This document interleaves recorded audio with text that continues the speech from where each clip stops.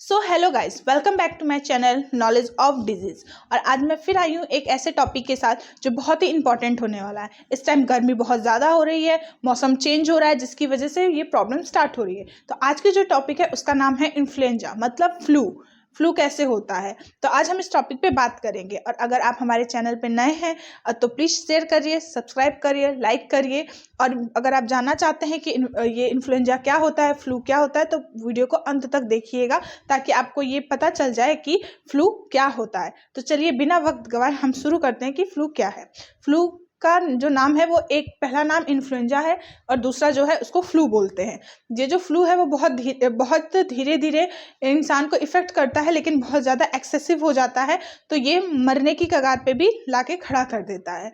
ठीक है, इन्फ्लुएंजा एक जो है वो सिर्फ एक ऐसी बीमारी है जैसे खांसी होती है, छींकना होता है, दस्त लगना होता है, पेट में दर्द होता है, ठंडा लगना होता है, इन सारी चीज़ों से रिलेटेड होता है जो कि पर्सन को हो जाता है। और फ्लू जो होता है वो मौसम के बदलाव से होता है। जैसे मौसम बदलता है, कभी ठंडी होती है तो कभी गर्मी होती है, कभी बारिश होती है, तो इन सारी चीज़ों में ये जो बीमारी है फ्लू वो पर्सन को होने लगती है और पेशेंट बहुत ज़्यादा इससे ग्रसित हो जाता है, जिसकी वजह से पेशेंट की मौत भी हो सकती है अगर हम लोगों ने टाइम पे उसका मेडिटेशन या फिर ट्रीटमेंट डॉक्टर से नहीं कराया। तो आज हम इसी पे बात करेंगे कि आखिर ये इन्फ्लुएंजा कैसे होता है, इसके लक्षण क्या होते हैं, कैसे फैलता है, इससे बचने के तरीके क्या क्या होते हैं, अगर ये हुआ है तो हमें क्या क्या खाना चाहिए और इससे कैसे बच के रहना चाहिए। ठीक है, तो स्टार्ट करते हैं। हम लोग करते हैं कि इसके लक्षण क्या होते हैं, मतलब फ्लू का लक्षण क्या क्या है। इसमें जो पर्सन होता है जिसको ये फ्लू हुआ रहता है उसको 1 से 4 से लेके 1 से 5 तक के फ़ारेनहाइट का फीवर होता है और बच्चों को इससे ज़्यादा हो सकता है। ठीक, इसमें ठंडा लगता है, खांसी आती है, छींक आती है, बहुत ज़्यादा पेट दर्द होता है, पीठ में दर्द होता है, मसल्स पेन होती हैं, गले में खराश होती है, इतना ज़्यादा खराश होती है कि वो इंसान सांस नहीं ले पाता है।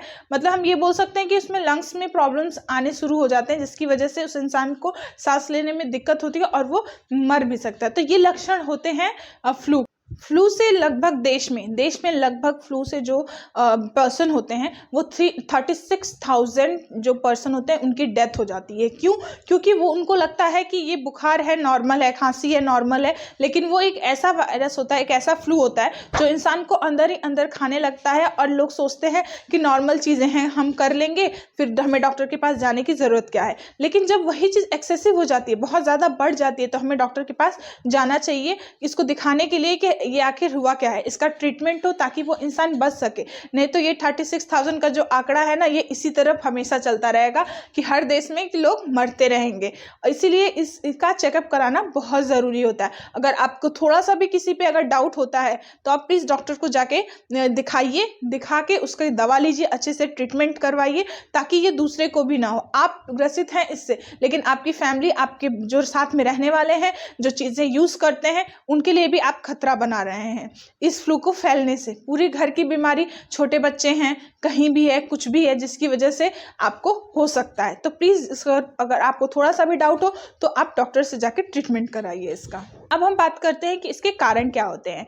ए और बी वायरस के फैलने से ये सारी चीज़ें होती हैं जो कि मौसमी तरीक़ों से बदलाव जो आते हैं, मौसम में जितने भी तरह के बदलाव आएंगे, ठंडी, गर्मी, सर्दी, उन सारी चीज़ों से होता है। और जो सी वायरस होता है वो श्वास पे, मतलब कि सांस की नलियों से अंदर जाता है, जिसकी वजह से वो इन्फेक्शन जो होता है वो इफेक्ट करता है पेशेंट को, जिसकी वजह से वो पेशेंट ग्रसित हो जाता है उस बीमारी से। सबसे बड़ी बात होती है, कारण ये होता है कि हर कोई यूज़ करता है, एक दूसरे की चीज़ें यूज़ करता है, जैसे तौलिया यूज़ करना हुआ, जूठा खाना हुआ, सलाइवा का यूज़ करना हुआ, कुछ भी है, कुछ भी करना हुआ, वो सारी चीज़ें हैं, वो उसको इफ़ेक्ट कर देती है इंसान को कि उससे ये ग्रसित है, और वो भी जो साथ में रहने वाला है वो भी पर्सन ग्रसित हो जाता है, जिसकी वजह से ये बीमारी बहुत ज़्यादा फैलने लगती है। बात करते हैं कि फ्लू कैसे फैलता है। तो फ्लू तो पहले मैंने आपको बताया कि ये बीमारी से फैलता है।